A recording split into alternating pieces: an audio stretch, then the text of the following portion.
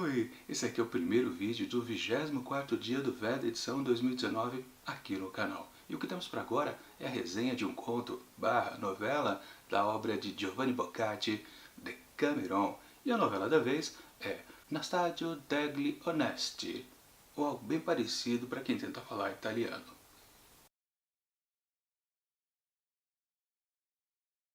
Em Ravenna, a cidade antiquíssima da Romanha, havia grandes quantidades de nobres e fidalgos, entre os quais um jovem chamado Nastaglio degli Onesti, que, após a morte de seu pai e de um tio, herdou uma fortuna inestimável. Ele era solteiro e, como costuma ocorrer entre os jovens, apaixonou-se por uma filha de Messer Paolo Travessari, jovem muito mais nobre do que ele, o que não impediu de cultivar a esperança de conquistá-la com suas ações.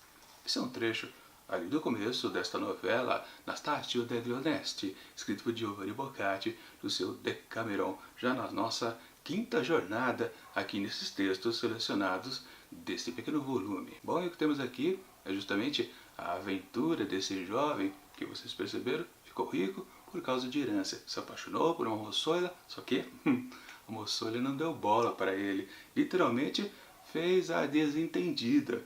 Na verdade, ela era muito ácida com ele. Sim, afinal de contas, ele é um sujeito conhecido, um cara que ficou rico, né, por causa de herança, mas ela realmente o destratava muito. E ele, claro, tendo posses, tratou de fazer tudo o possível para conquistá-la. De diversas formas, né? Você sabe, quem tem dinheiro no bolso tem artimanhas para conquistar uma mulher. Só que ela não se rendia a nada.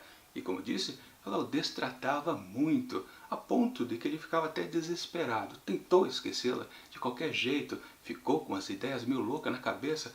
Já que eu não consigo conquistá-la, vou me matar. Mas até isso, ele conseguiu também esquecer um pouco, ficou mais centrado e desistiu de vez do moçoila. Só que a solução é literalmente sair da cidade, ir para os outros ares, esquecer dela.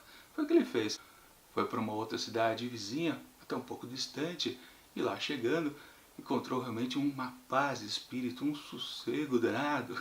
Só que, num certo dia, lá no jardim da casa, ele, olhando para uns arbustos que tinha lá do lado de fora, num certo jardim, ali por perto, de repente apareceu uma mulher completamente nua, correndo desesperada, toda machucada, por causa das árvores que haviam lá, cheia de espinhos. Ela estava muito ferida. Para piorar, dois cães muito ferozes a perseguiam. E ainda por cima, ainda apareceu o homem, dono dos cachorros, que queria pegar a mulher para liquidar com a vida dela. Bom, o que o nosso herói da vez vai fazer? Eu não vou dizer, porque senão estraga a experiência de quem ainda pretende ler esta novela. Minha avaliação do texto. Olha, é a primeira vez que eu posso dizer aqui, entre essas primeiras novelas que a gente viu dessa pequena seleção dos textos de Decameron, de Giovanni Boccaccio, sempre lembrando, né, esse livro da Kozak Knife é apenas uma seleção de 10 melhores novelas, de acordo, claro, com a opinião do organizador aqui deste pequeno livro. Mas, e já estamos na quinta novela, ou seja, na metade de todo esse volume, que eu posso dizer realmente que eu gostei do que vi. Realmente é algo bem diferente do que a gente vinha encontrando até então, porque muda algumas características. Não há aqui, por exemplo, uma situação que tende à sacanagem, por exemplo, como aconteceu em pelo menos 2 ou quase 3 novelas que a gente já viu antes, nas semanas anteriores, ou situações cômicas. Na verdade, o que a gente tem aqui é algo bem violento. Vocês viram que eu descrevi, né? Quando o moçoilo da vez encontra aquela mulher nua sendo perseguida por cães e por um homem que quer liquidar com a vida dela, você pode perceber facilmente que a situação aqui não é similar às anteriores. Muito pelo contrário, é uma cena muito tensa, completamente. E claro, o motivo que esse personagem aqui, protagonista, vai interagir ali para salvar a moçoila, obviamente, é um cavalheiro, né? Não vai permitir que algo aconteça com ela. Claro, ele vai descobrir que tem semelhanças com o que ele já tinha vivido antes, com a sua paixão antiga e com essa mulher aqui, completamente desconhecida para ele, né? Mas, uma certa curiosidade que eu posso dizer como um pequeno spoiler. O sujeito que persegue a mulher conhece o Nasti, ou seja, o mocinho aqui dessa história. É algo curioso, né? Ele fica até espantado. Ué, como é que você me conhece? Na verdade, ele conhece a história dele lá na outra cidade. Sim, e, claro, tem um certo paralelo aí. Mas eu não posso me aprofundar muito porque senão estraga a experiência da leitura de vocês. É uma história realmente interessante justamente porque ela tem um foco diferente, algo muito mais denso aqui nessa novela. Realmente é uma novela séria, não tem como dizer que não seja. E outra coisa também interessante do texto é que ele foge um pouco do real. Quer dizer, nos outros contos, novelas, sim, também não dava para dizer que era uma coisa realista, porque as situações engraçadas que aconteciam com os outros personagens, a gente tinha que supor, claro, era um baita de um exagero. Só que aqui, analisando o que acontece, dá para dizer que estamos mais no terreno da fantasia. O que acontece é algo não natural. Também sem querer dar detalhes, porque senão vocês matam a charada. Literalmente, acontece algo fora do real, do registro normal das vidas cotidianas das pessoas.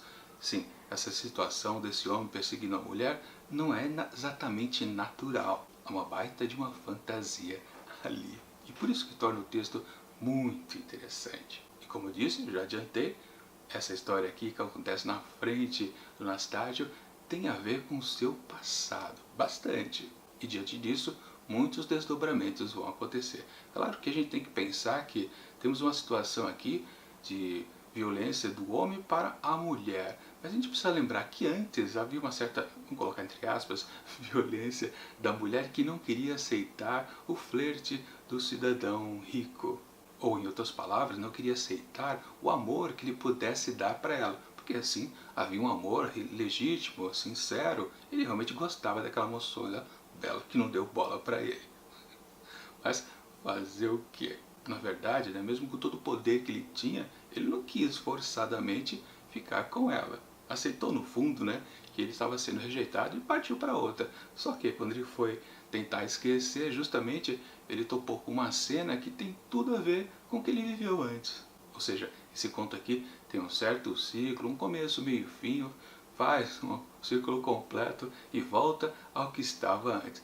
Ou seja, é muito bom esse texto aqui do Giovanni Boccaccio, por isso que eu realmente gostei bastante e considero como o melhor texto até agora. E aí espero, né, que os próximos outros 5 restantes sejam do mesmo nível, porque até então eu estava achando apenas mais ou menos essas histórias que eu até dizia sempre, né, pueris, lá do século XIV. Agora eu posso dizer que é uma história muito boa, que reflete o que a gente pode encontrar hoje em dia. Ou seja, não é uma história bobinha.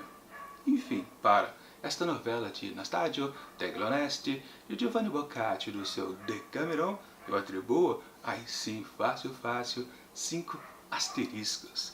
Gostei muito aqui desse texto. E amanhã a gente vai para uma outra coletânea que eu gostei bastante do primeiro conto que eu vi lá na semana passada, que é aqui o Volume do Silêncio, de João Anzanello Carrascosa, um autor que eu estou começando a conhecer e gostei sim daquela primeira história, achei muito simpática, muito lírica, sim, vale a pena torcer para que a próxima aqui que a gente vai ver amanhã também seja de boa qualidade também. E claro, semana que vem a gente retorna para a sexta novela aqui de Decameron, de Giovanni Boccaccio. E claro, enquanto esses próximos 2 vídeos não chegam, eu deixo aqui do lado dicas de outras resenhas que já aconteceram aqui em 2019 dentro do projeto Contos do Meio-Dia. E tchau!